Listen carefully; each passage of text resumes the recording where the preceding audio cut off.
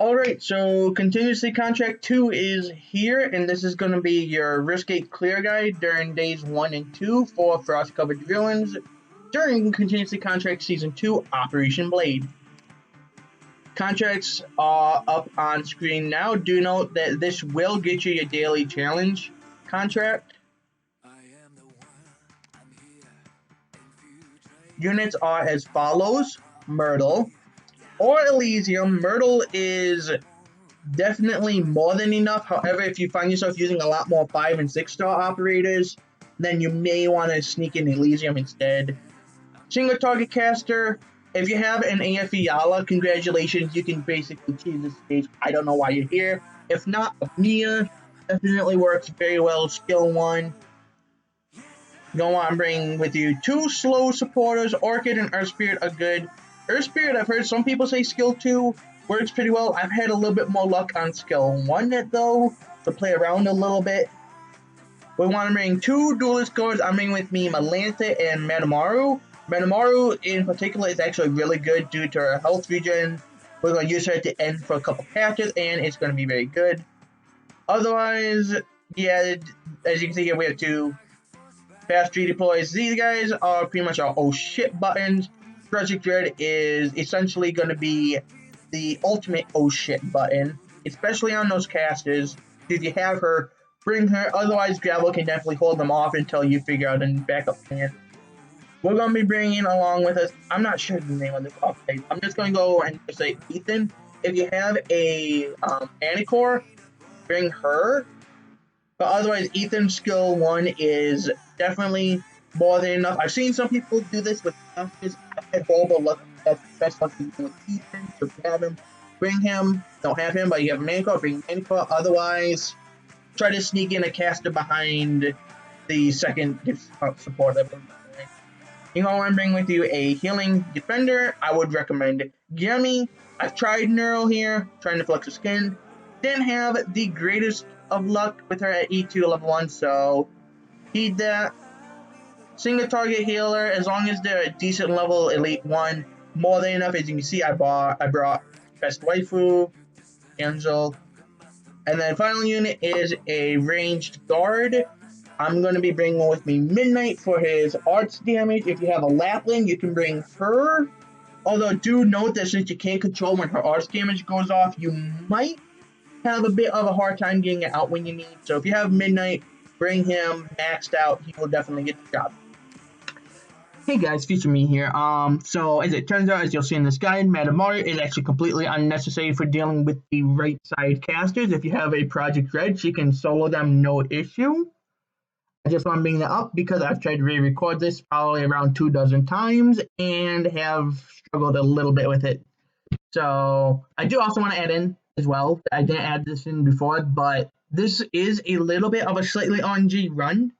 I apologize for that. I didn't realize how RNG it was until I went to re-record this.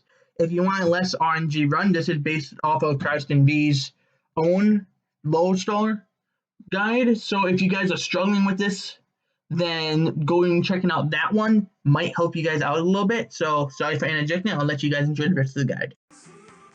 And this is the run.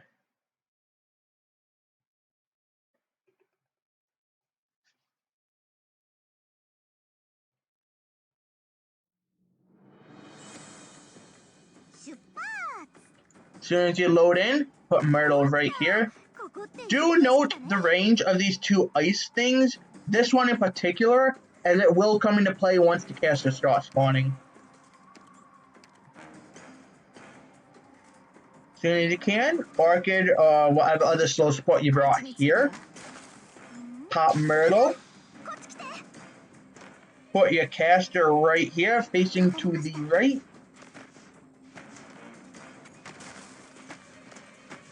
Second slow support here.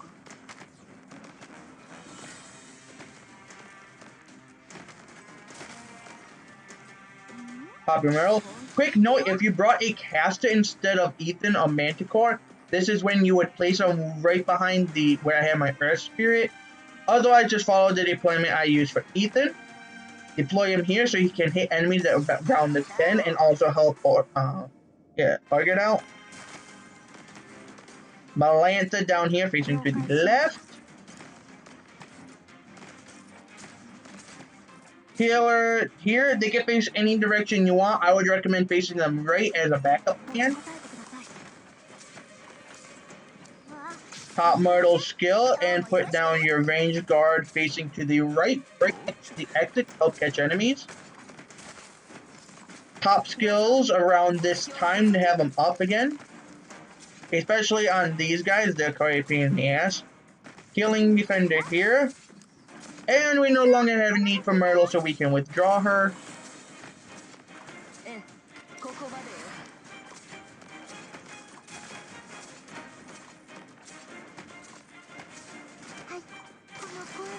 Do not let any of these guys through. We can let an enemy leak later, but we want to let that specific enemy leak. Okay. Caster will spawn around an 18-19 enemy mark. Remember the range of these. What we want to do is we're going to want to deploy either a Metamaru or a fast deploy right here once they get within range. If you have red, use her. Watch this poor man's get absolutely annihilated. Withdraw. Malantha as need be. Start popping skills as need be. As you can see, I kind of messed up my timing, so things are going to get a bit hairy. We're relying on Ethan's stuns. Okay, this is the guy you can let through. No other enemies can leak except for this red guy. Also be careful when deploying operators. If you deploy them around, he can actually get them still. And then you can see he's off that tile, so we can deploy our red.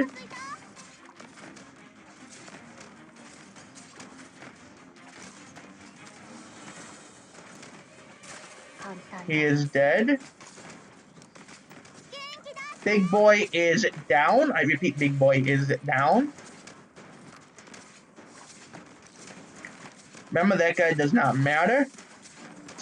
Last caster we have to worry about is out now. Do everything in your power to stop him.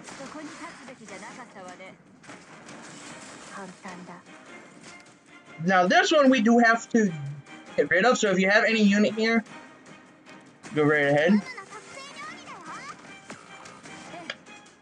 Dead. Try to stun this guy as long as you physically can.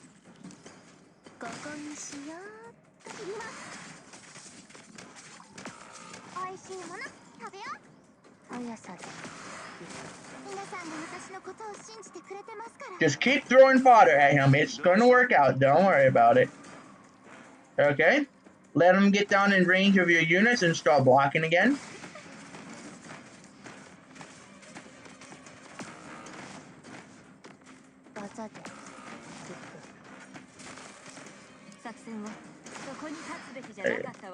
And that should be good. He should round this corner and be annihilated if Ethan don't stun him.